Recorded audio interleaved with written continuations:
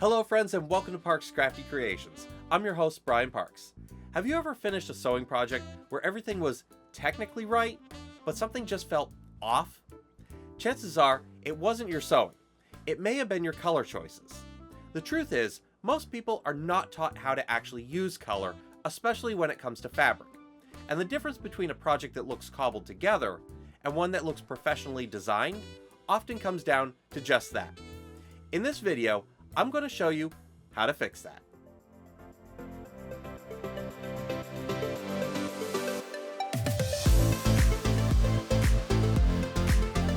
Before we jump in, if you enjoy this content, be sure to give us a like down below, as it really does help out the channel. Do it now please, and if you're new to our channel, don't forget to subscribe and ring that notification bell icon so you'll always be notified whenever a new video drops. And hey, if you love what we do here, don't forget to share us with your friends. Now, before we get started, I want to give you a little bit of background on where I'm coming from. I have a background in art and design, including a Bachelor of Fine Arts in Computer Animation and an Associate of Science in Web Design. Over the last 20 plus years of my career, I've illustrated for several children's books, I've worked full-time in web design, graphic design, video production, and for the last several years, I've been working as the graphic designer for a smaller, locally based company producing all of their marketing materials. So, I've spent a lot of time working with color and color theory in different ways. And because of that, I know that sometimes color theory can feel a little complex or even overwhelming. My goal with this video is to take those concepts and break them down into something that's easy to understand and actually useful, whether you're a complete beginner or you already have some design experience. This isn't going to be an overly technical deep dive, but it will give you the tools you actually need to make better color choices in your sewing projects. And if you already have a background in design, think of this as a refresher, but applied specifically to fabric, which behaves a little differently than what you might be used to. This applies to everything from garments, to accessories, and even home decor, not just quilting. Now, with all of that said, let's get into it. Color can truly make or break a project. You can have a perfect stitching, a great pattern, and beautiful fabric, but if the colors clash or feel unbalanced, the entire project can end up looking off. Understanding color theory helps you create designs that feel cohesive and balanced. It also allows you to highlight certain features like seams, panels, or details, and it helps you express your personal style more intentionally. The good news is that you don't need to be an artist to use color theory. Once you learn a few basic principles, it becomes much easier to make confident choices. The first thing to understand is the color wheel, which is one of the most helpful tools when choosing fabrics. The color wheel is made up of three main types of colors. The primary colors are red, blue, and yellow. The secondary colors are orange, green, and violet, or purple, which are created by mixing the primary colors. Then there are tertiary colors, which are mixtures of the primary and secondary colors. You'll also hear colors described as warm or cool. Warm colors include reds, oranges, and yellows, and they tend to feel bold and energetic. Cool colors include blues, greens, and purples, and they tend to feel calm and soft. If a project ever feels a little off, one thing to check is whether you're mixing warm and cool tones in a way that feels unintentional.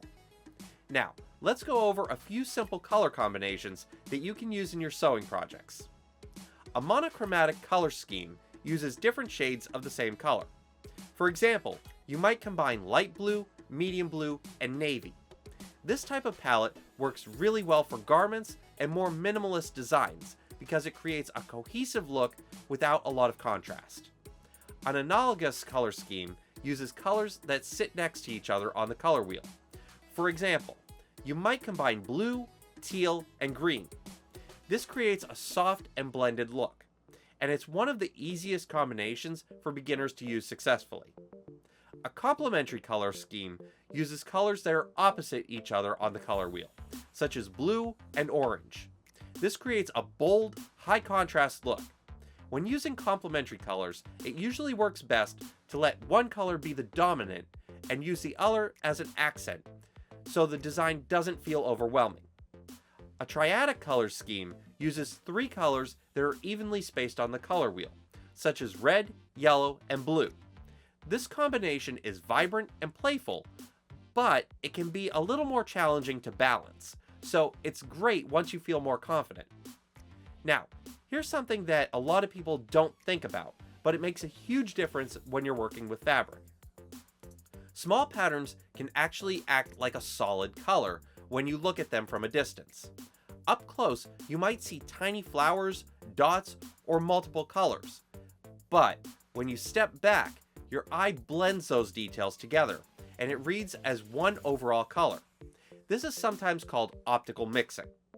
That means a small, busy print might function more like a texture or a solid in your design, while a large-scale print will stand out much more and act as a focal point. This is especially important when you're combining fabrics.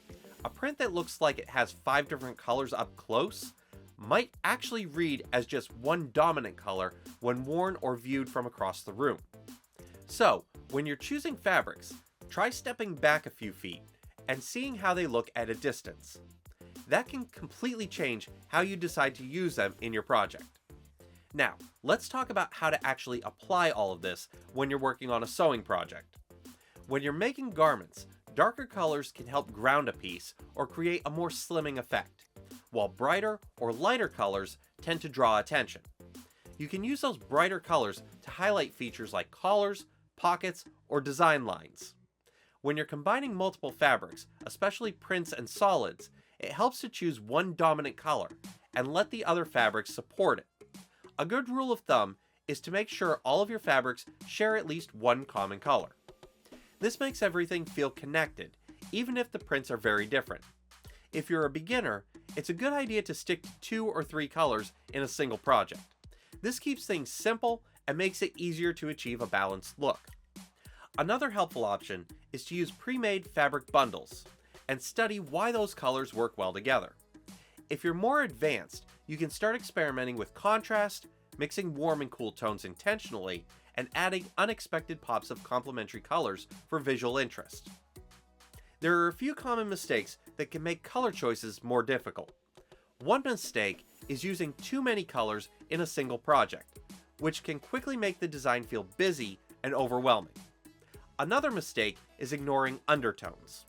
2 fabrics might both look blue at first glance, but if one has a warm undertone and the other has a cool undertone, they may clash when placed together. A third mistake is giving every color equal importance. If everything is bold and competing for attention, nothing really stands out. It helps to decide what the focal point of your project is and let that be the star. Color theory does not have to be complicated. It's simply a tool that helps you make better design choices and feel more confident in your projects. The more you practice and the more you play around with color combinations, the more natural it'll become. Now, I have a question and I need your input. Obviously, color theory is far more complicated than what I could cover in the span of a typical 8 to 12 minute YouTube video. In fact, when I originally sat down to work on the script, I was quickly reaching a whopping estimated runtime of 75 minutes, which includes segments such as simultaneous contrast, how geometry reacts to value and placement, and lighting and metamerism. There's your word of the day, kids. So, I want to know from you, would you be interested in such a heavy deep dive video? Would you be interested if it was broken out into more of a series? Let me know in the comments section below, so I can produce the kinds of videos you want to see. And don't forget, if you found this video helpful, make sure to give this video a like, and if you're new to the channel, don't forget to subscribe and ring that notification bell icon so you'll never miss out whenever a new video drops. Thanks for joining me today. I've been Brian Parks for Parks Crafty Creations. Happy sewing, and we'll see you next time.